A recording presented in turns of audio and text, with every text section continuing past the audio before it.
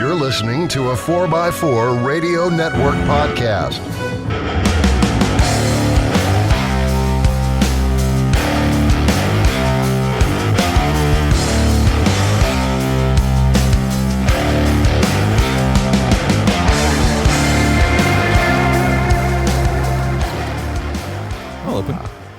Hey Jeepers, welcome to show 202 with On the Trail with Kevin and Scott. I am Scott, the slapstick parts guy, on a continual mission to sit here and stare at Kevin as the background on the thing. For a while there was a desert, almost looked like Obi-Wan Kenobi. See, he's without that R reach, so he can't smack me.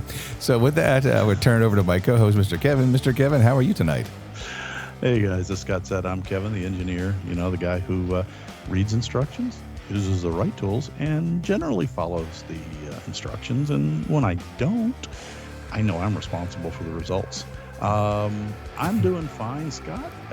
It's actually been quite a busy couple of weeks. Not entirely with Jeeps. We were just laughing that I got requested to come in and do something I haven't done for 20 years. Mm-hmm. And that was to help someone assemble or build, in some cases, a brand new top-end computer system.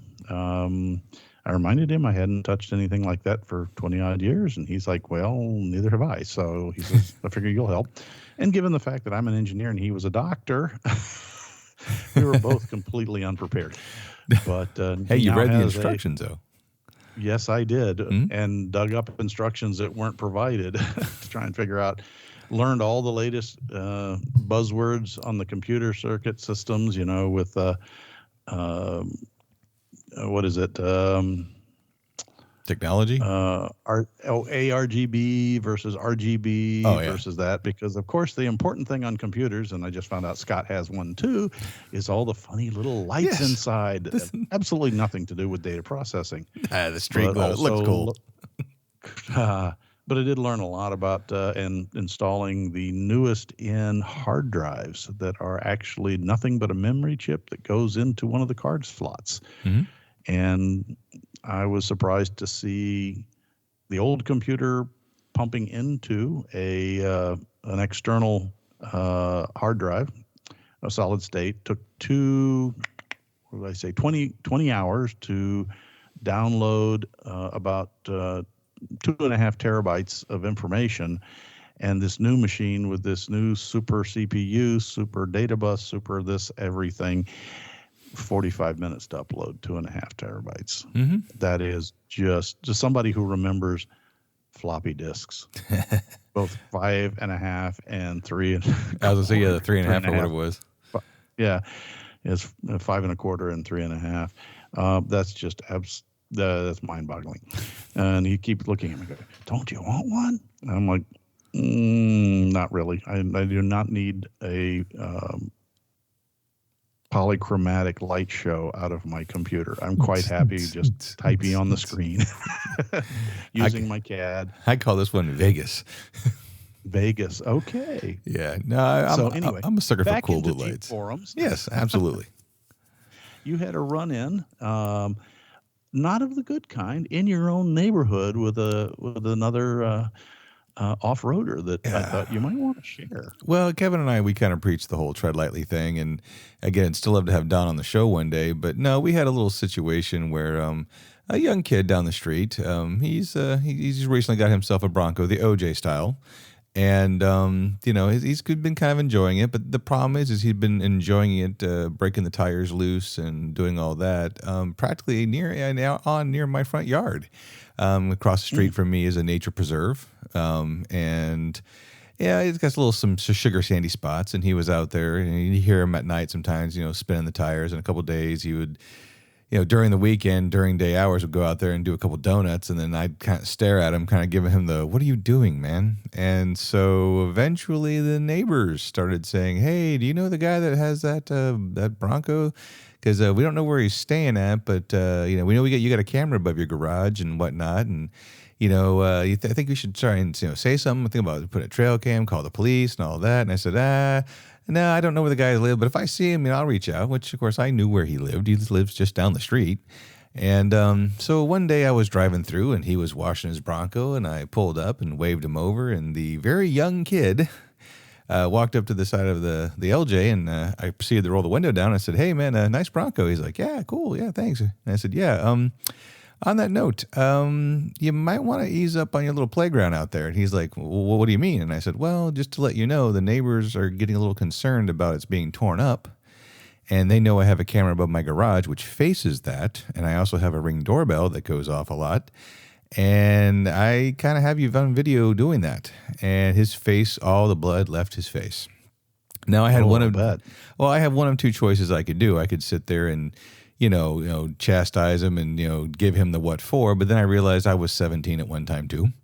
And I looked at him and I said, "Hey, look, I was your age once before, many, many moons ago. And, I've done some really stupid things before. But at the same time, I kind of realized that, no one showed me the better way to do it." So Kevin's having fun with his background generator here. But, and I told him, I said, look, I said, if you ever want to go off-roading, if next time I go out or go to Citrus or something like that, or maybe Ocala National Forest, why don't you tag along? There's also a lot of Jeep events, now, because I know Crawlin was open to any four-wheel drive vehicle. Old Florida Off-Road just had their New Year's thing. Again, doesn't have to be a Jeep, any off-road vehicle. And I kind of decided to take, I guess you could say the moral high ground, but the idea is maybe mentor. Because again, his family has a lot of four-wheelers, and I'm sure they go out there, doing what they do with four-wheelers. But I kind of took that moment to just say, hey, man, just if look for some of these things. Join Florida Trail Stompers, that Facebook group. Learn to do this the right way. A little shout out to Brian Carey there. But I took that moment to mentor rather than just because again, either ignore or abuse. Yeah. So I took that way, and I kind of felt kind of good about it because again, nice kid, hardworking. It's one of those things. He didn't know better. And I figured, what, let's spin this in a positive way. And maybe he can teach maybe his friends, to do things a little better. Because I just recently saw a Facebook video where a young man and his friends, similar situation, went out what they thought was an abandoned field. And they're out there doing donuts. They videoed it. Again, having kids, kids being kids, having a fun time, just out there doing donuts.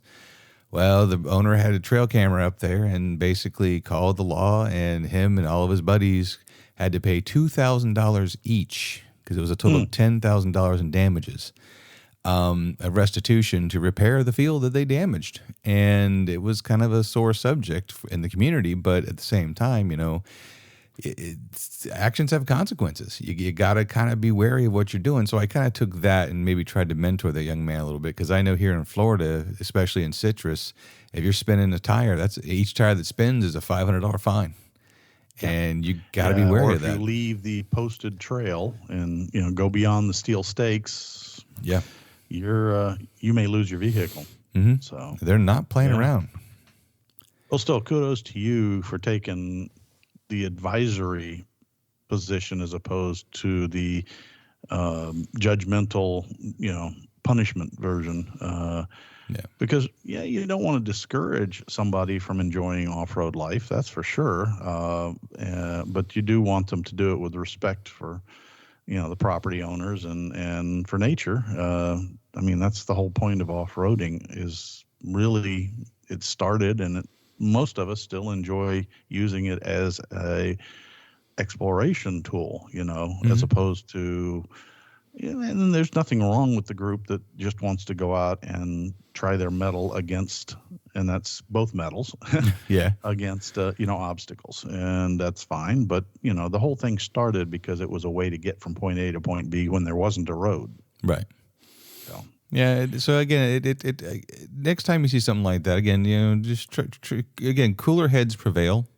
That's the way I kind of think of it. Because, it did kind of suck. And I was getting a little agitated that, because I was getting ready to go see when Dad was out there washing his car one day. I was going to go have a talk with Dad because I go outside, my front yard, and I see, tire marks and, just torn up sugar sand. And, the post office guy pulls off to the side by the stoplight or the stop sign there, and he takes a nap and takes his lunch. Well, that little grumbling little white little postal van isn't four-wheel drive, and he a couple of times almost got stuck. And he kind of looked at me, and I'm like, not me. I'm not the one doing this, guys. Trust me on that. Oh, believe me, I know the spot you're talking about. The Ford's been over there a time or three. Mm-hmm. Well, but that's my point, though, is that, again, It's just one of those things. Now, if I can just get the young kids to stop parking at midnight on a weeknight, oh boy. Moving on. That became a makeout point for some reason. That's another sport we won't talk about on this show. Yeah, this is off-roading, and not that kind of off-roading. Yeah. But no, again, the I hills just and valleys they're playing in are not covered with greenery. moving on before we end up on some kind of government watch list. But no, I just it's again. Am, so. I know he's not kidding. No, again, just taking that moral high ground, because again, it's a sport, like you said, that can be had by all, and sometimes it's best just to mentor. Take that time and mentor, and because again, at the end of the day, it's a little bit of a coarse phrase, but it's teach rather than bitch. Yeah, okay. I shouldn't have to bleep that out. We should be okay. Oh, but yeah, no, I just again, you're right though. It's just as you one thing you taught me is praise in public, coach in private. Punish in private. Punish in private. Okay, that's what it was. So again, I at the same time, again, I realized my audience, so I was like, you want to learn something, check out the show. Shameless plug, but what the heck. But other than that, I mean, not really much else is going on. Pretty much. Well, we're having the equivalent of a horrific winter here in Florida. Oh yeah, we're pollened in. We're pollened in, and the temperatures are all the way down in the 50s. We had a couple of 40s. Oh. And meanwhile, everybody up there in the minus 20s are going, yeah. Shut up. I lived up there, too, for a long time. So, I still, it gets cold when you're conditioned to 90 every day. But it feels cold, but, I'm not worried about frostbite. Hey, well, I even had to use the heated steering wheel in the Gladiator one day. Hey, you know what? I'm like you. I was like, what a foo-foo Jeep thing. But let me tell you something. On a cold, blustery morning with a soft top, and I know, 35 because I'm a little northern than Kevin, so I get a little more of those temperatures that are colder than him. So he might be at 53. I'm at 41. Oh, but I know you on the Atlantic side with those Atlantic breezes. That's and I'm over here on the Gulf side with those warm Gulf breezes. Yes, I get that. Yeah, the wind. See, you're still working for a living. I'm ratired, so I can be over here on the happy side. Yeah, well, not only that, it's like cold's cool as you sit there in the warm kitchen, staring out the window into the frozen world, waking up. Yeah, that's why I've been there, done that. That's why I told all of them. If I win the lottery, I'm moving up north for the winter. And they're like, "What? Are you crazy? North in the winter?" I'm like, "Yeah." Well, hey, when you don't have to work, snow's pretty. As long as it's through a window and your electric or oil bill is paid. Exactly. Again, lottery winner. I was going to say, we got a lot of listeners that live up in that part of the world, and to them, the Jeep becomes their primary winter transportation. Oh. And I went through that phase too. I really want to have George on the show with Hank, because he had a picture of him de-thawing, I think it was his alternator or starter, in a heater so he could work on it. I'm like, that is cold. That before. Pulling fuel filters out of diesel vehicles and bringing them in to warm up so that the paraffin that condensed in the filter and plugged it will thaw out long enough for you to get it started and have engine heat so that you can actually run the vehicle. Been there, done that. Being cold, there are challenges, and they're real. I've had vehicles with plug-in heaters so that you could start them in the morning. But nonetheless, I appreciate being warm year-round down here. I will gripe about the heat when it's, in the upper 90s in both temperature and humidity, though. Yeah. But then again, that's life down here. Yeah. That's a few of our friends are complaining on Facebook. I'm like, hey, you guys just said like literally 6 months ago you'd kill for the cold. You got it. You got it. Hey, speaking of cold and engines, I found out we are having a little bit of an oiling issue with the GPW. When it runs cold, no engine knocking, anything like that, and basically we can't get the oil pressure above 20 psi, and at idling it's at 6. So we're thinking we're going to be dropping a new oil pump in the GPW here soon, because hopefully no serious engine damages happen, because 6 PSI is the bare minimum.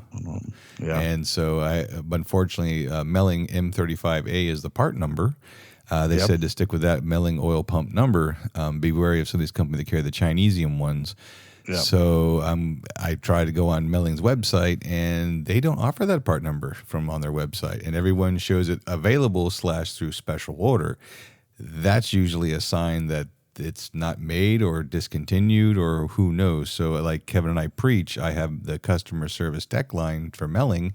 I'm going to call them and say, hey, I have a 42 Ford GPW with the Willys engine, and I need an M35A, I'm being told. Help.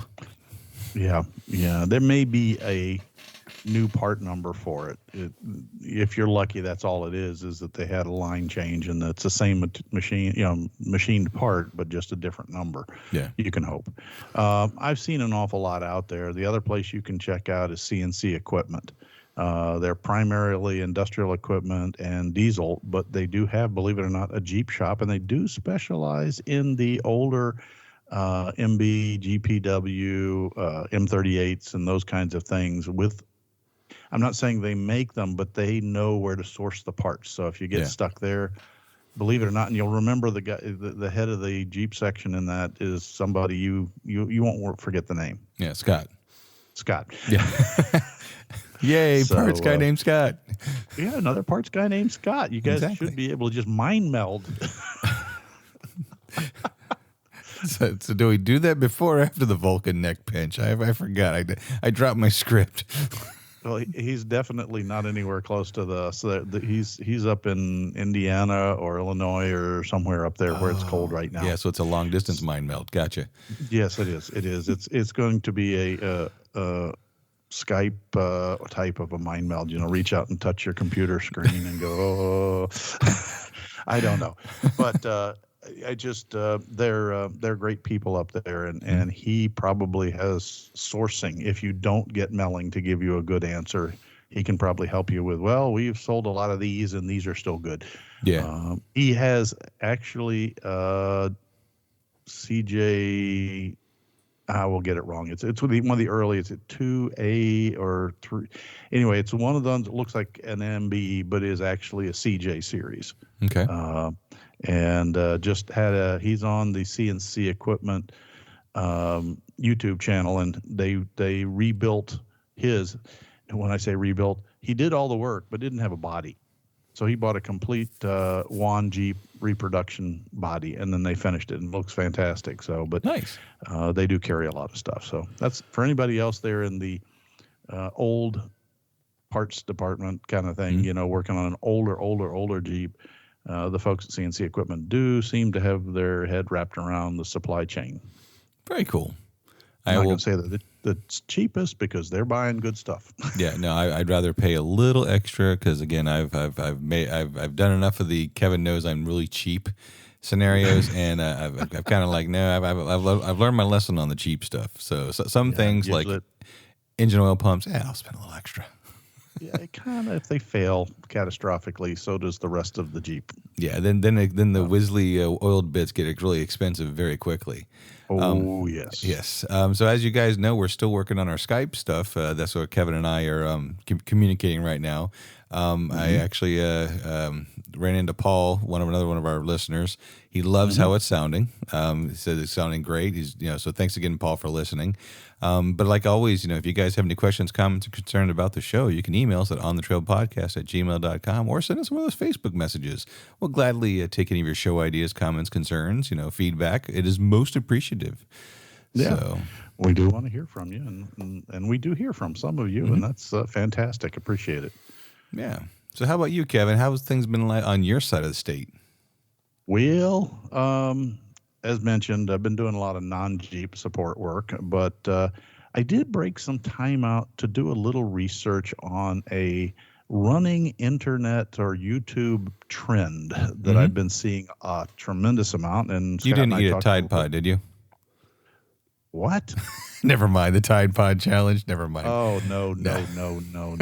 But it's close. Most people that have worked in the automotive business have heard of the name Lyle. And that's not Lyle, it's Lisle. And they are a very well-known tool manufacturer.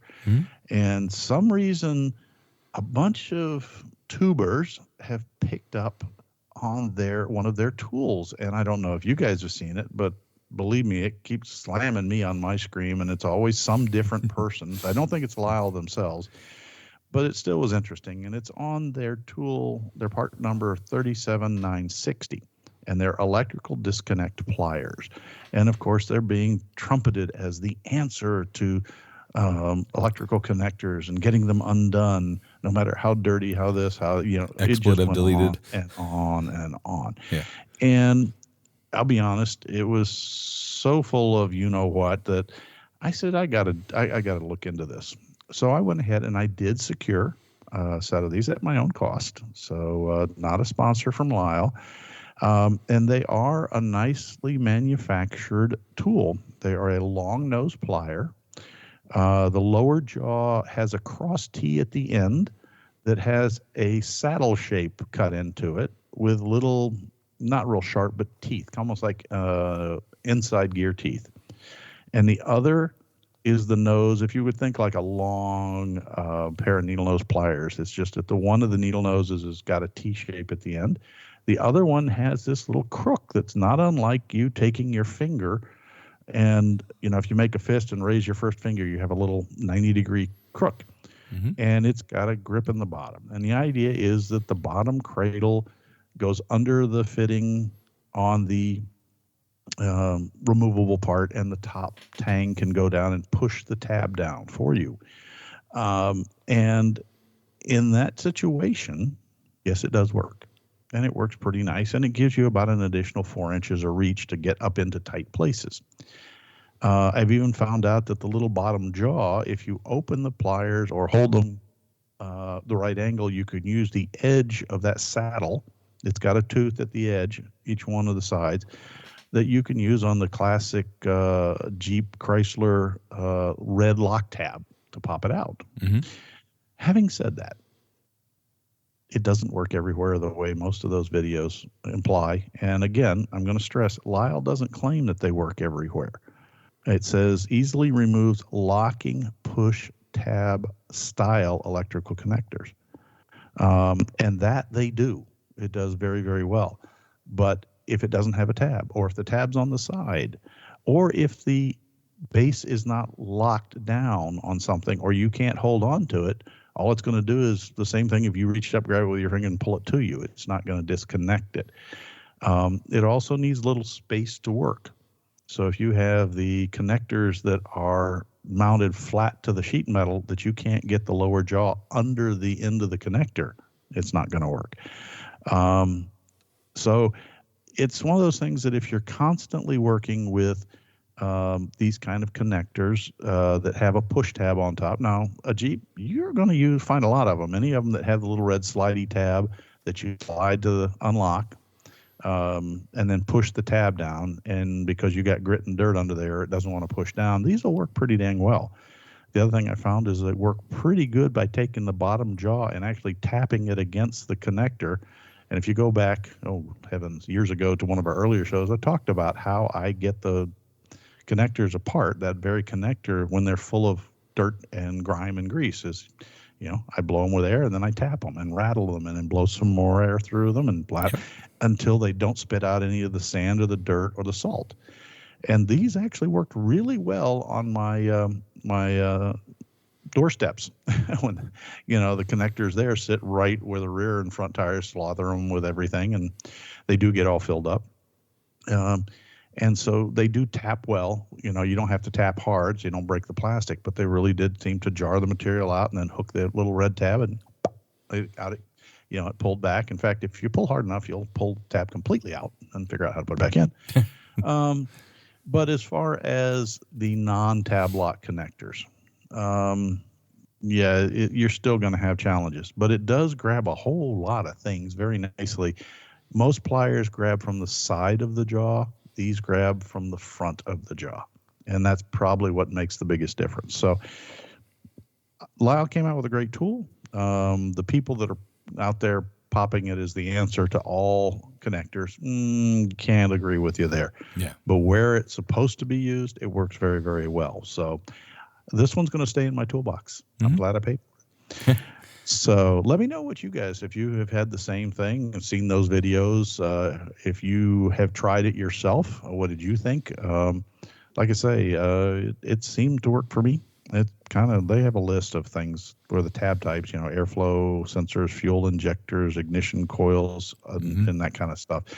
And the reach would help. I got to admit that on the fuel injectors, it was a little tight, but yes, it would remove the connector off of a Jeep style EV6 injector, which is the late model. I haven't done it on the earlier EV1s. I don't have a guinea pig Jeep to try it on. Yeah, that's fair. Well, it's interesting because being in the automotive business as long as I have, Lyle is synonymous. Help me out here. Yeah. Thank you. One of the interesting things I found out, one of my coworkers works on a lot of 50s. He's a very vintage guy. Quote, I'm an analog person in a digital world. And this guy is only like 30 years old. Mm-hmm. He introduced me to Plumb Tools. Mm-hmm. PLOMB. Yeah. And I was floored. Well, yep. Because he actually gave me some vintage WF tools, which were the war stamped ones, because they were a supplier for our men and women overseas. And for the tools, and what's weird, instead of having a 1/2 and 3/8 drive, they had like 9/16 drive wrenches, so the guys wouldn't take them home to use them for their own tools.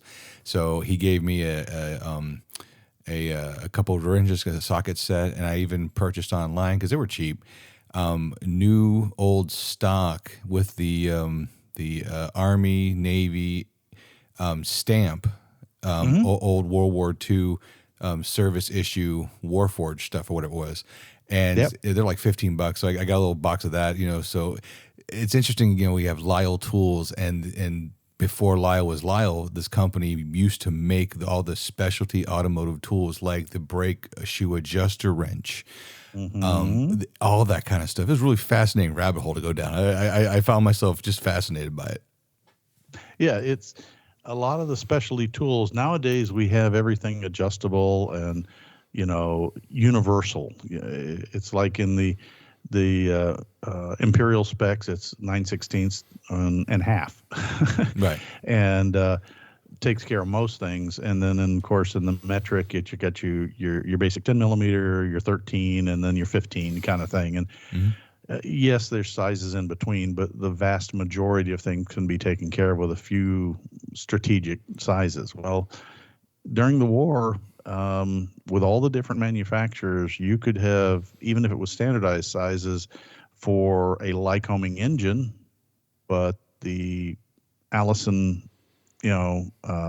would be different. And then, of course, the airframe manufacturer would use something different, or the tank manufacturers would use something different. Yeah. And a lot of times they did, in expediency, go for a specialty tool. And they had to make them for the people building the war material, and then they had to make them to ship them out to every single mechanic, whether he be a ground pounder, an Army Air Corps guy, or a Marine, or a sailor, or submariner, you name it. There was always something special. And yeah, I'm sure we ran into a few of those on your GPW where they're like, I don't got nothing to take that off. Yes. Make it. Exactly. Cool.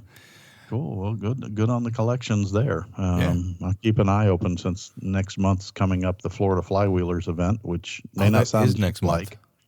But yeah, there's a huge collection of tool vendors of antique tools, including the military stuff there. Okay. And so for the listeners who live in the Central Florida region, it's at,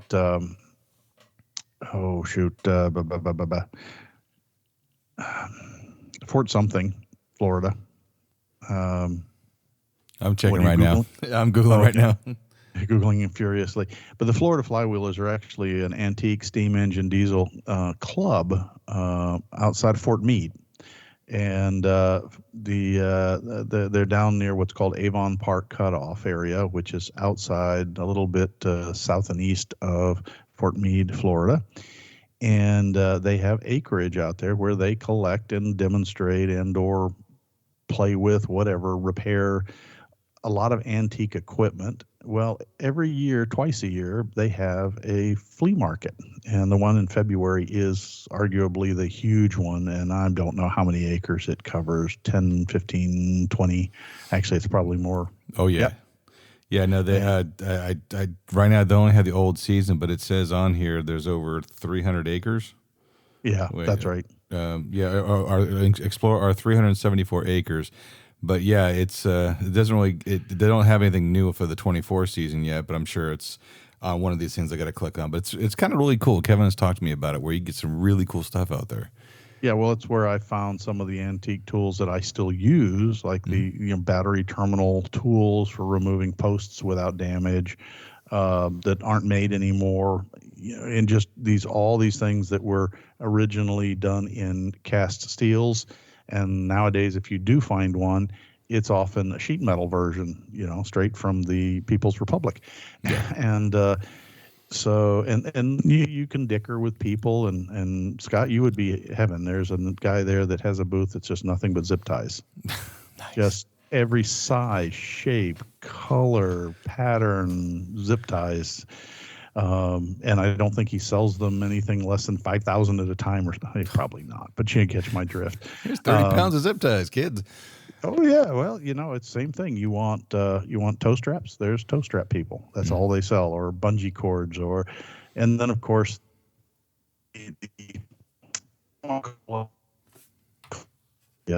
creative style that you never will find. It's just really an awesome thing, and it's real expensive. I don't remember. It's like $20 a person. It's so big that there's a golf cart rental. Nice. So, anyhow, that's a sidebar. I do find a lot of my antique Jeep parts and tools there, so it's a lot of fun to go wander around, spend a good day, getting dusty. Nice. Now, the other thing that was going on here the last couple of weeks was y'all may remember I guess it's been almost 2 years ago, hasn't it? That we put an LS 5.3 into a YJ for a friend of ours, and helped him with getting it fit up, wired up, and fired up. And he loves it still to this day. It's a sleeper. It's well muffled. It does not scream that I'm overly modified. It just looks like a really sharp, slightly lifted YJ, very trim and clean in a kind of an OD green texture coat. Mm-hmm. But one of his neighbors got hooked, and he bought himself a early series YJ. Not sure exactly what the year it was. And while it's been a great little rig, and I went over a time or two and helped him sort out a wiring issue and not a carburetor, but an injection issue, the usual thing when you've got something in that kind of mileage and age. But it also had the 10 worm, as the Brits call it.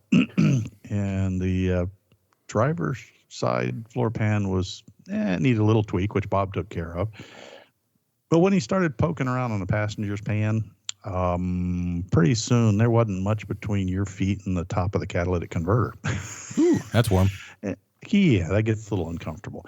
And so he brought it on over. Bob did the yeoman's work, probably 90% of the removal and cleanup and preparation. And then they bought a pan, and we proceeded to put a new floor pan in. Only problem is that they didn't check all the rust, because by the time Bob got it all cut out and came over here, and he'd already trimmed up the replacement pan, there was about a 4-inch gap back at the seat rail. I'm talking about the seat beam that goes across side to side. So that was why he called for a little help. We fabricated a replacement piece, showed him how to bend steel without all the fancy tools, just using the edge of a table, a couple of C-clamps, and a scrap piece of wood. And we bent something that looked exactly like what wasn't there anymore. Cool. And then we rosette welded the assembly together. Then, after all that, we dropped the pan in. Now it was fully supported. And then was able to fit it up. And again, we punched holes around the perimeter and rosette welded around, just like the factory uses spot welds. And chased a few more. When you start welding and you hit that really thin, not quite rusted away, but the blow through. And chased those. So we spent a couple hours pulling it back together, went out and got some good quality, and underline good quality seam sealer. And then, that's where that stuff must be first cousin to anti-seize, instead of Gets silver everywhere, black Yeah. everywhere. Kind of like me when I try to caulk something. Yeah. So Gets in my hair everywhere. but we put that back together, and then Bob took it back, and they finished and kind of repainted, and everybody's happy, and the guy cannot believe how different the Jeep feels when the body is solid.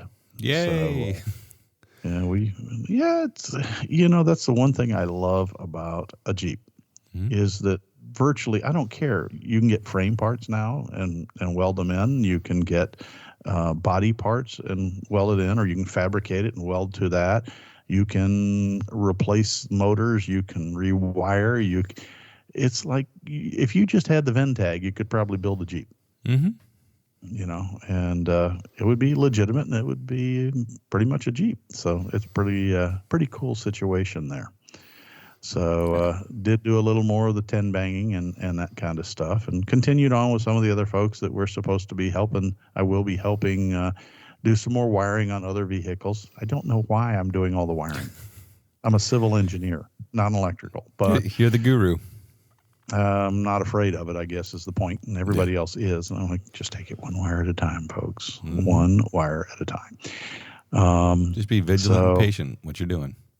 Well, yeah, and, there's an adage, a good guy that I watch all the time on YouTube, Eric at SMA, South Main Auto, up in Avoca, New York. I've talked about him before, but his mantra, for lack of a better term, is test, don't guess. Mm-hmm. And you can do that. And it doesn't take anything more expensive than a basic volt-ohm meter, for continuity. And you can test and ring out, and that in a manual, you can solve anything. You don't have to have all the fancy tools. Now, I'll admit the fancy tools are nice to have because I got a few of them myself, right, and they speed up the process. But you can you can solve almost any electrical problem if you just have a service manual, and most of them are available for free online up through and including 06. Now, 07 and up, you may have to spend some money because Chrysler locked those down, and they you either have to have a subscription to a service or you have to go ahead and pay the money for a manual. Personally, I think about sometimes that if I was to ever buy a new Jeep, I'd probably look to the dealer and say, I want a factory service manual with my purchase. Yeah. They're about $400, but it seems silly not to have it. And they would probably, we can't get that for you. Yeah, then I can't buy the Jeep here. I guarantee you get to the right dealer and they're like, oh, is that all you want? Yeah. Helms Publishing too. Yep.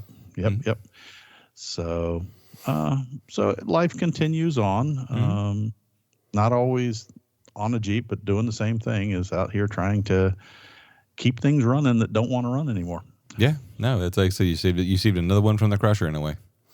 Yeah, well, that's what we're trying to do is you got to keep them around. I'd like to keep more TJs around than going to the crusher, as you put it. Status update on the barn is that I have met with my contractor. We're still working on a schedule to get him out here and get the foundation, because then I'll have a new shop rather than a cramped in garage, and that should open up some opportunity for some creations. Nice. I have plans. Nice. Yes. And I won't even need a lightning bolt to get them started. Well, kind of. You need the battery. 1.21 gigawatts. Oh, my friend. Anyway, it's been interesting. I guess what's coming up here is that we got the Florida Beach, the Florida Jeep Five Beach Wheels. The Florida. Oh God, Mark's going to kill me. The Florida Trail Team Challenge. Yeah, Florida Trail Team Challenge. Yes. And as Mark said in his posts, if you've on YouTube and seen that, Florida Trail Team Challenge is just based on where it's held in Florida. You can be here, come to it. You can sign up and be participant if you live in any other state or country. There's no rules or the only rule is you got to have a Jeep. That's pretty much it. No, even the thing, he had S10s and an FJ Cruiser out there last year. Yeah, so just off-road vehicle and be willing to learn and put your skills to the test. Yeah, and for those that don't know, it's another one of the challenges where a team of vehicles and drivers get together. They have different challenges. Some are driving, some are maintenance or servicing challenges. There may be obstacles, there may be blind driving, just all kinds of different things. Everything. And it's organized, and one of the key leaders is a good friend of ours. He's been on the show, and that's Mark of the Jeep Lab. Jeep Lab, up in Tampa, and it's held at one of the off-road parks here in Central Florida. Yep. So if you look up, Florida Jeep Challenge, you can probably find something about it, or check it out on Facebook. Yeah, because I think I shared one page of the Facebook where the registration was open. So. And then we have another little teaser to throw out there, particularly for those of you with the older Jeeps, the TJs and YJs with early model computers. A friend of the show's that we've talked to before has been hinting that he's got something new to talk about. So we will be hopefully setting up a time to get him on and find out what's cooking down in the South Florida region, the home of WranglerFix.com. Mr. Mark Contrell, who was teasing us about something new for a TJ. Yeah. Mark's Operation Skunk And Works. I don't even know the answer yet. Yeah, he's kind of keeping close to the chest on this one. So He is. very cool. So we'll get him on before too much longer. And I'm sure there's more to come, once frozen Florida thaws out. Now we're gonna dig ourselves out from all this pollen. Yeah. Well, anywho, I think that's pretty much it. We're running the gambit today. What do you think, sir? Well, yeah, we kind of bebopped all over the place, but that's kind of like life's been this month. So hopefully things will get back to normal. Yeah. If there is such a thing. I got a hungry gun of the trail dog that wants his din-dins, his num-nums. So, okay, well, go feed the furry beast and then give the dog something. Absolutely. Hey. So with that, if you guys have any comments, concerns, or like I said, show ideas, we're gladly open to them. On the Trail Podcast at gmail.com, a Facebook Messenger, or anything else like that. Anything last thing you want to add there, Mr. Kevin? No, just all have fun. And when you're up there where the water's frozen and forming all kinds of interesting shapes, drive careful. Yes, please do. Please do. So with that, I think it's time we lock the Jeep, lock the hubs, put the Jeep in four low, and hit the trail. And hit the trail. Yeah, Take nothing but hippers, memories, and your trash when you leave the trail. Yeah, hippers. I don't know. Hipsters. I don't know. It's been a long day. How many years have we been up, Scott? Too many. See, add the one, carry the two, take away two toes, add the Earnhardt. 16, 17, 18, 19, 20, 21, 22, 23, 24. We are now in our 8th year. Take nothing but pictures, memories, and please take your trash.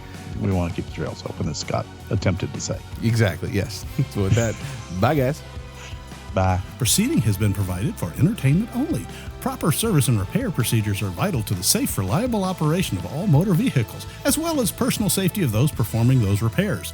Standard safety procedures and precaution, including the use of safety goggles and proper tools and equipment, should be followed at all times to eliminate the possibility of personal injury or improper service which could damage the vehicle or compromise its safety. What he said. Thanks a lot for listening, guys. You guys have a great day. Bye. This has been a Bent Axle Media production.